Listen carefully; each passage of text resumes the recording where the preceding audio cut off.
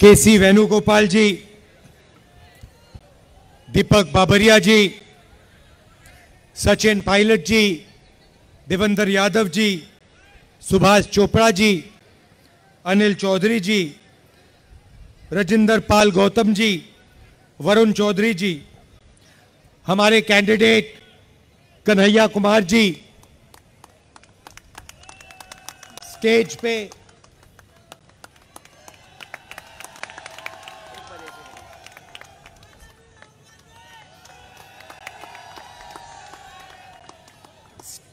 पे, इंडिया गठबंधन के वरिष्ठ नेता, गठबंधन के प्यारे कार्यकर्ता, बब्बर शेर, भाइयों और बहनों, प्रेस के हमारे मित्रों, आप सबका यहां बहुत बहुत स्वागत, नमस्कार। कैसे हैं आप? इतनी गर्मी में आए, इतनी गर्मी में आए, दिल से धन्यवाद करता हूं आपका।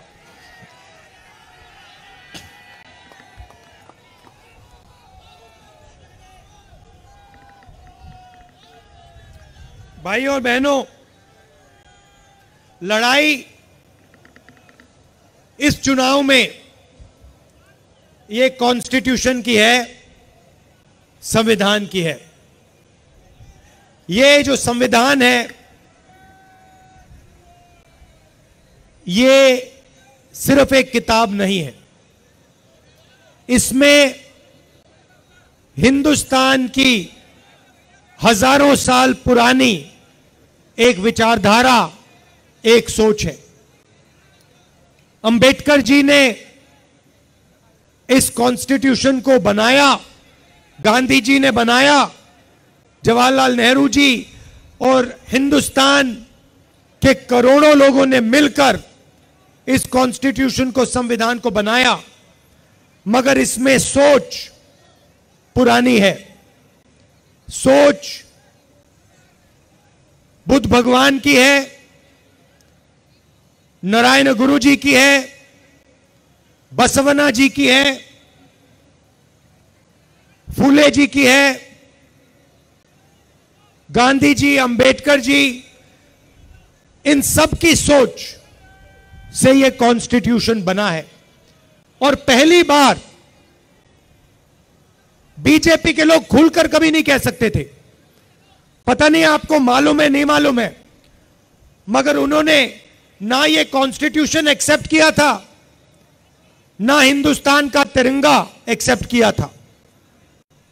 तो पहले ये कहते नहीं थे, चुप रहते थे और सोचते थे कि किसी ना किसी दिन हम अंबेडकर जी की सोच, बुद्ध भगवान की सोच, गांधी जी की सोच को फाड़ के फेंक दें, मगर खुलकर कभी नहीं कह पाते थे।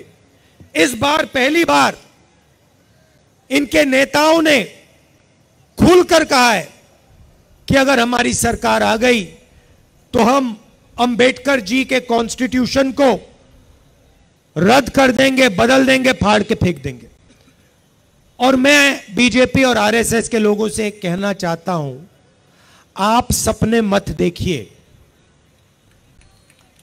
आपकी बस की नहीं है, आप ये काम कर नहीं सकते हो, क्योंकि आपके सामने हिंदुस्तान के करोड़ों लोग खड़े हैं, कांग्रेस पार्टी खड़ी है,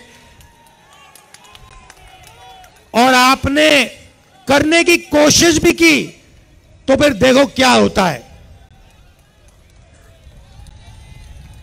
भाई और बहनों, संविधान से रिजर्वेशन निकलता है, संविधान से चुनाव होते हैं, लोकतंत्र निकलता है, पब्लिक सेक्टर आता है, हरी क्रांति होती है, सफेद क्रांति होती है, टेलीकॉम रेवोल्यूशन होता है, मनरेगा, जो भी आपको मिला है वो इस कॉन्स्टिट्यूशन ने आपको दिया है। और ये हिंदुस्तान के गरीब लोगों की मेहनत से बना है, इसीलिए इसको हम कभी नहीं मिटने देंगे। ये रिजर्वेशन को मिटाने की बात करते हैं, मोहन भागवत जी का वीडियो आया था उसमें कहते हैं कि रिजर्वेशन से देश को नुकसान होता है। हमने अपने मैनिफेस्टो में साफ कह दिया है कि ये जो 50% की लिमिट है इसको हम हटा देंगे, रिजर्वेशन को हम 50% से भी आगे बढ़ाने जा रहे हैं। आपने नरेंद्र मोदी जी के इंटरव्यू देखे? देखे वो जो चमचों वाले इंटरव्यू हैं? देखे नहीं देखे? वहां पे नरेंद्र मोदी जी बैठते हैं, 4 चमचे आ जाते हैं, देखे आपने? उसमें नरेंद्र मोदी अलग अलग बयान देते हैं। उनसे पूछा, वो एक चमचे ने पूछा, मोदी जी हिंदुस्तान में अमीर लोग अमीर होते जा रहे हैं, गरीब लोग गरीब होते जा रहे हैं, आपकी इस पे क्या राय है? नरेंद्र मोदी जी ने 30 सेकंड सोचा,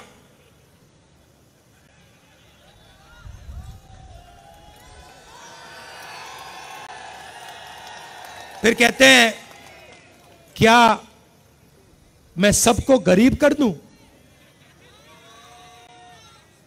अच्छा देखो, कन्हैया है यहां पे। अब कभी कभी मेरे से मिलने आता है, बातचीत होती है, कभी कभी इंटरनेशनल रिलेशंस पे बात हो जाती है, कभी गरीबी पे बात हो जाती है। कन्हैया में अलग अलग लेवल की समझ है। यमुना पार की समझ है, किसानों की समझ है, और इंटरनेशनल लेवल की भी समझ है। मगर अगर एक दिन कन्हैया मुझसे मिलने आए और मुझे कॉन्फिडेंस में लेके, सुनो, और मुझे कॉन्फिडेंस में लेके बंद कमरे में कह दे कि राहुल जी, मैं बायोलॉजिकल नहीं हूं, मुझे परमात्मा ने भेजा है, तो मैं कन्हैया से कहूंगा, हाथ जोड़ के कहूंगा, कन्हैया ये बात तू बाहर मत कह दियो, गलती से भी ये बात बाहर मत कह दियो। मगर देश के प्रधानमंत्री चमचों के सामने इंटरव्यू में खुल के कहते हैं, मैं बायोलॉजिकल नहीं हूं, मैं बायोलॉजिकल नहीं हूं। जैसे आप सब हिंदुस्तान के की जनता, सारे के सारे जीव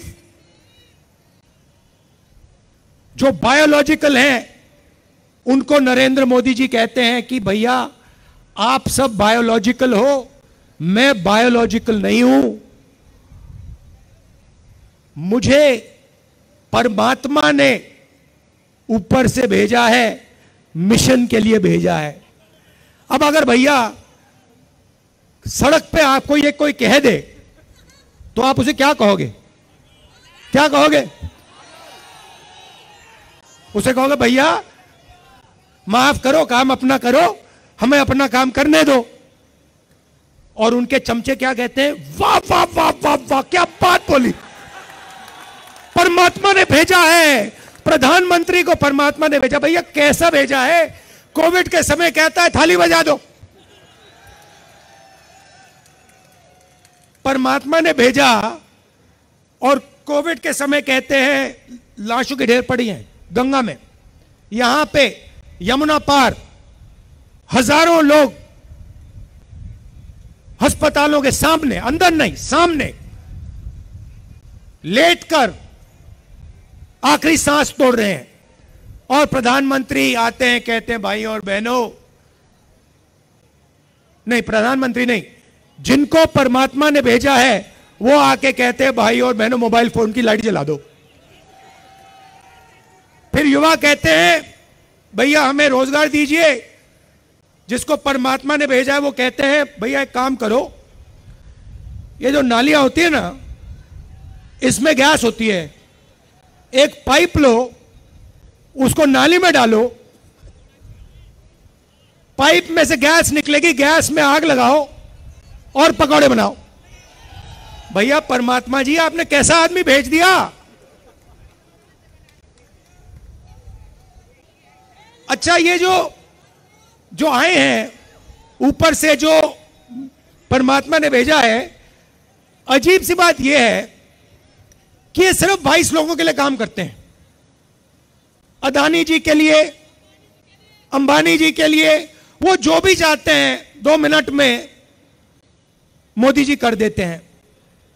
रेलवे चाहिए ले लो, पोर्ट चाहिए ले लो, इंफ्रास्ट्रक्चर ले लो, अग्निवीर स्कीम चाहिए, चलो अग्निवीर स्कीम दे देते हैं, जो भी इनको चाहिए दे देते हैं। और गरीब जनता 24 घंटा हाथ जोड़ के कर्जा माफी मांगे, सड़क मांगे, अस्पताल मांगे, शिक्षा मांगे, नरेंद्र मोदी बस देखते रहते हैं। अजीब सी बात है। 16 लाख करोड़ रुपया अरबपतियों का माफ किया है।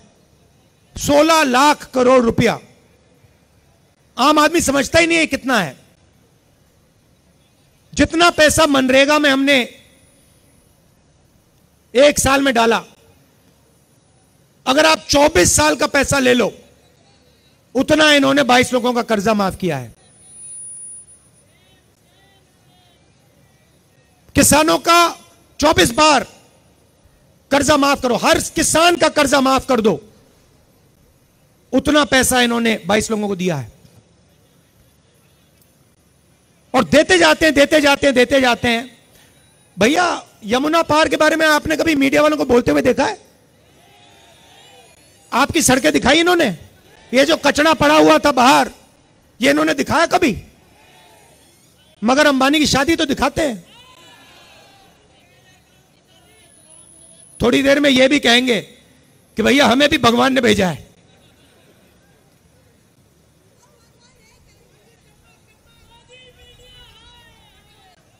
तो पहली बात कहता हूं आपको, ये जो अग्निवीर स्कीम है, इसको तो हम फाड़ फूड़ के डस्टबिन में फेंकने वाले हैं। क्योंकि ये सेना के खिलाफ स्कीम है, देशभक्तों के खिलाफ स्कीम है। 2 अलग अलग शहीद तैयार कर रहे हैं। एक को शहीद का दर्जा मिलेगा, पेंशन मिलेगी, कैंटीन मिलेगी, परिवार की रक्षा होगी, और दूसरे को ना शहीद का दर्जा मिलेगा, ना पेंशन मिलेगी, ना सोशल सिक्योरिटी मिलेगी, ना परिवार की रक्षा होगी। तो पहला काम हम इसको खत्म करने जा रहे हैं। ये नरेंद्र मोदी जी लाए, सेना नहीं लाई, नरेंद्र मोदी जी लाए, और इसको हम खत्म करेंगे। भैया, ये दिनेश है, इसको तंग मत करो। ये हमारा बब्बर शेर है, कार्यकर्ता है।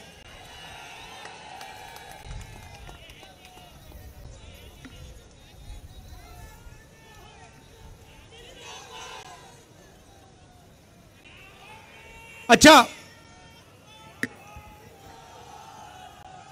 तो कांग्रेस पार्टी करेगी क्या?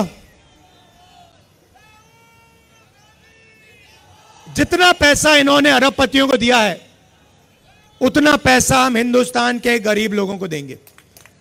आपने महालक्ष्मी योजना का नाम सुना है? सुना है? मैं समझा देता हूं। चुनाव के बाद 4 जून इंडिया गठबंधन की सरकार बनेगी।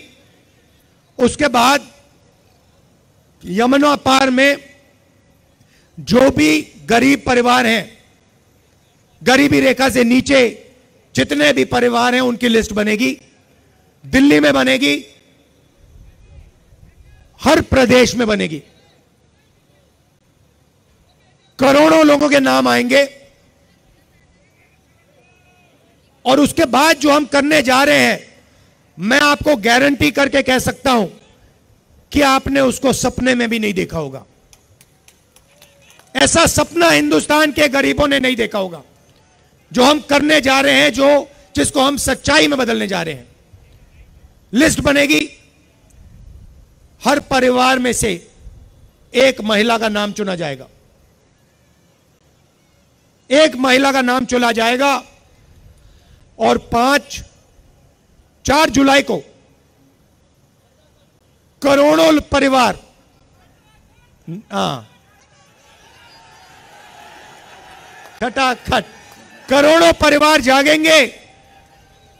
9 बजे सुबह महिला का बैंक अकाउंट होगा। करोड़ों महिलाएं हिंदुस्तान में अपना बैंक अकाउंट चेक करेंगी, मोबाइल फोन खोलकर बैंक अकाउंट चेक करेंगी और उसमें महीने का खटाक से 8,500 रुपए। जुलाई, अगस्त, सितंबर, अक्टूबर, नवंबर, दिसंबर, जनवरी, फरवरी चलता जाएगा। खटाखट खटाखट खटाखट खटाखट अंदर। मैडम आपका नाम क्या है? हाँ, इंदिरा, इंदिरा फेलो। तो Indira ji, Indira fellow, Justin, Justin, ये यहां जो पुरुष हैं, इनको मैं एक बात बताना चाहता हूं। आजकल 21वीं सदी में आप सब काम करते हो, आप जॉब करती हो, लोग मजदूरी करते हैं, कॉल सेंटर में कोई काम करता है, उबर चलाते हैं। 8-10 घंटे स्त्री और पुरुष दोनों घर से बाहर काम करते हैं, मगर फिर शाम को घर आते हैं लोग और महिलाएं 8 घंटे और काम करती हैं। सही बात? अगर हिंदुस्तान के पुरुष 8 घंटा काम करते हैं, हिंदुस्तान की महिलाएं 16 घंटा काम करती हैं। देखिए, पुरुष बिल्कुल चुप हो गए, आपको बात अच्छी नहीं लगी, मुझे सच्चाई है। इसीलिए हम आपके बैंक अकाउंट में साल का 1 लाख रुपया डालने जा रहे हैं। करोड़ों महिलाओं को लाखपति बनाने जा रहे हैं। करोड़ों, खटाखट। अच्छा, आपने सुना होगा आजकल जो भी मोदी जी से बुलवाना बुलवा लो। हमने खटाखट शुरू किया, उन्होंने अपने भाषण में खटाखट खटाखट खटाखट शुरू कर दिया। हमने उनसे कहा कि भैया एक बार अदानी अंबानी का नाम ले लीजिए। 2 दिन बाद मोदी जी अदानी अंबानी का नाम लेते हैं। तो जो भी आपका मन चाहता है, आप मुझे कह दो कि भैया मोदी जी से यह बुलवाना है, कांग्रेस पार्टी के बब्बर शेर बुलवा देंगे 2 मिनट में।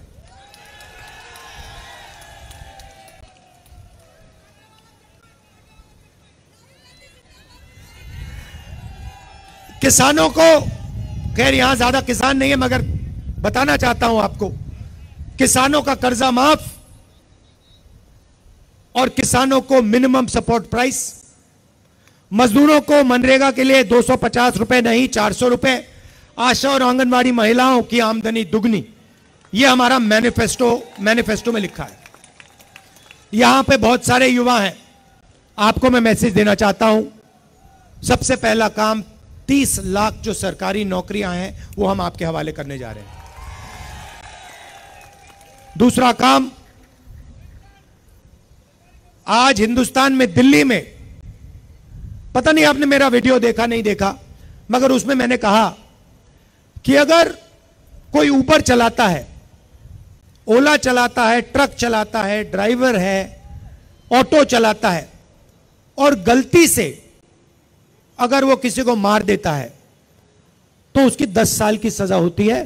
पुलिस वाले हथकड़ियां लगा देते हैं, जेल में डाल देते हैं, मारते हैं और 10 साल की सजा, चाबी फेंक देते हैं।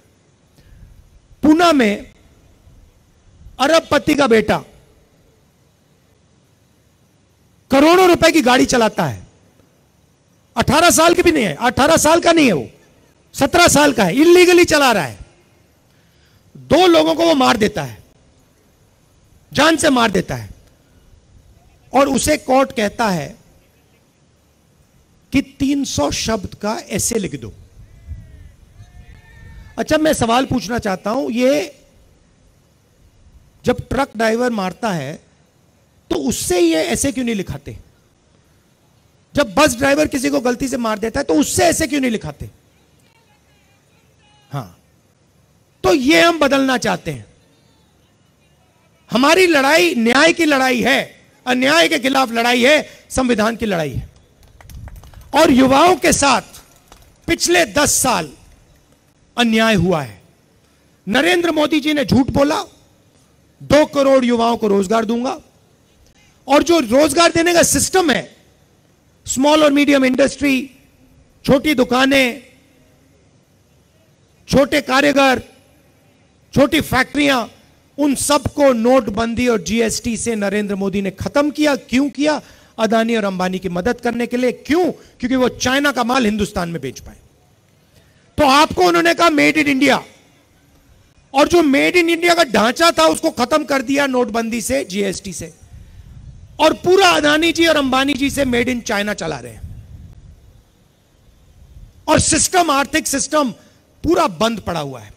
हिंदुस्तान की फैक्ट्रियां बंद पड़ी हैं, छोटे बिजनेसेस बंद पड़े हैं, टी शर्ट पैंट बनाने वाले यूनिट बंद पड़े हैं, टेक्सटाइल्स में बांग्लादेश आगे निकल गया। तो अब हमें यह बदलना है। सबसे पहले बदलने का तरीका मैं आपको बताना चाहता हूं, जनता के जेब में पैसा डालना है। क्यों? खटाखट खटाखट, ये इसका मतलब यही है। जब मैं खटाखट खटाखट खटाखट कह रहा हूं, मतलब जनता के जेब में पैसा जाएगा। तो इसके पीछे सोच है। उन्होंने, नरेंद्र मोदी जी ने 22 लोगों को पैसा दिया। उन्होंने जाके दुबई में, अमेरिका में, जापान में, इंग्लैंड में, यूरोप में, फ्रांस में जमीन खरीदी, बिजनेस खरीदे, वहां खर्च कर दिया। हिंदुस्तान को कोई फायदा नहीं हुआ। अब हम आपके जेब में पैसा डालना चाहते हैं। महिलाओं की मैंने बात की, हजारों करोड़ रुपए हम महिलाओं को दे रहे हैं। युवाओं को भी वही हम काम करने जा रहे हैं। युवाओं जैसे महिलाओं को पैसा देंगे, अभी मैं आपको समझाऊंगा, 1 सेकंड में युवाओं को भी देंगे। मगर इसके पीछे सोच है। जैसे ही हम आपके जेब में पैसा डालेंगे, आप उस पैसे को खर्च करोगे। करोड़ों लोग shirt pant, motorcycle, scooter, mobile phone, ये चीजें खरीदेंगे। हिंदुस्तान की अर्थव्यवस्था एक बार फिर से चालू होगी, इकोनॉमी चालू होगी, फैक्ट्रियां शुरू हो जाएंगी, और आप ही को, आप ही के बच्चों को, हिंदुस्तान के बेरोजगार युवाओं को उन्हीं फैक्ट्री में काम मिलेगा। तो चेन है, इंजन को हम स्टार्ट करना चाहते हैं। स्टार्ट करने का तरीका गरीबों के जेब में पैसा डालना है। उन्होंने इंजन को बंद करा। बंद कैसे किया? अरबपतियों के जेब में पैसा डालकर। अब युवाओं की बात करना चाहता हूं। 30 लाख रोजगार तो हम आपको शुरू में ही दे देंगे, मगर उसके बाद आपको हम एक अधिकार देने जा रहे हैं। पहली बार दुनिया की कोई सरकार ऐसा अधिकार दे रही है। सोच है, पहली नौकरी पक्की, 1 साल की नौकरी की गारंटी पब्लिक सेक्टर में, बीएचईएल, एचईएल, इन कंपनियों में, प्राइवेट सेक्टर में, सरकारी अस्पतालों में, सरकारी कॉलेजेस, यूनिवर्सिटीज में, सरकारी ऑफिसेज में। हिंदुस्तान के ग्रेजुएट्स को, यूनिवर्सिटी, कॉलेज, डिप्लोमा होल्डर्स को 1 साल की गारंटीड नौकरी, बेहतरीन ट्रेनिंग, और बैंक अकाउंट में महीने का 8,500 रुपए खटाखट खटाखट खटाखट अंदर। साल का, 1 साल का 1 लाख रुपया आपके जेब में। उसके साथ आप जो करना चाहते हो करो, मगर हम चाहते हैं कि आप उसको खर्च करो, क्योंकि जब आप खर्च करोगे तो ही हिंदुस्तान की अर्थव्यवस्था चालू होगी, फैक्ट्रियां शुरू होंगी, बेरोजगारी खत्म होगी। तो हम इंजन स्टार्ट करना चाहते हैं। जैसे आप स्कूटर में पेट्रोल डालते हो और फिर चाबी घुमाते हो, ये जो पैसा हम आपके जेब में डाल रहे हैं, किसानों के जेब में डाल रहे हैं, ये वही है, पेट्रोल है अर्थव्यवस्था को स्टार्ट करने का। और आप ये किसी भी इकोनॉमिस्ट से पूछ लीजिए, वो आपको बताएगा कि हिंदुस्तान में अर्थव्यवस्था को चालू करने का यही तरीका है, और कोई तरीका ही नहीं है। तो ये हम करने जा रहे हैं, इससे करोड़ों लोगों को फायदा होगा। भाई और बहनों, अंत में यह विचारधारा की लड़ाई है।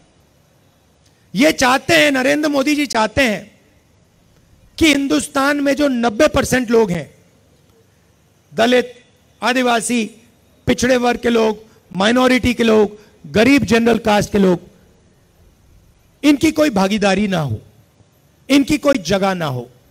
ये चाहते हैं कि हिंदुस्तान को जैसे पहले राजा महाराजा चलाते थे, वैसे ही 21वीं सदी में 21वीं सदी के महाराजा राजा महाराजा चलाएं। कांग्रेस पार्टी ने इसी के खिलाफ लड़ाई लड़ी थी। हम चाहते हैं कि हिंदुस्तान को, हिंदुस्तान का आम आदमी, हिंदुस्तान का किसान, हिंदुस्तान का युवा, हिंदुस्तान के छोटे दुकानदार, हिंदुस्तान के मजदूर, हिंदुस्तान के गरीब, पिछड़े, दलित, आदिवासी, गरीब जनरल कास्ट के लोग, ये सब मिलकर इस देश को चलाएं। इसीलिए ये इस पे आक्रमण कर रहे हैं, क्योंकि ये जानते हैं कि जब तक ये है तब तक हिंदुस्तान के गरीब लोगों की आवाज है, और जिस दिन ये मिट गया उस दिन हिंदुस्तान के गरीब लोगों की आवाज बंद हो जाएगी, मिट जाएगी, घुट जाएगी। तो लड़ाई इसकी है, अंबेडकर जी की लड़ाई है। मैं जानता हूं कि आप सब एक साथ मिलकर पूरा दम लगाकर यहां कन्हैया जी को, दिल्ली में हमारे कैंडिडेट्स को, आम आदमी पार्टी को के कैंडिडेट्स को जिताओगे। आम आदमी पार्टी के कार्यकर्ताओं से कहना चाहता हूं, आपको 4 सीटों में आम आदमी का समर्थन करना है, 3 सीटों में कांग्रेस पार्टी का समर्थन करना है। कांग्रेस पार्टी के कार्यकर्ताओं से कहता हूं, आपको 3 सीटों में कांग्रेस पार्टी का समर्थन करना है और 4 सीटों में आम आदमी पार्टी का समर्थन करना है। और एक साथ मिलकर आप सब काम कीजिए, मिलकर काम कीजिए और साथ के साथ सीटों में बीजेपी को दिल्ली में हराना है।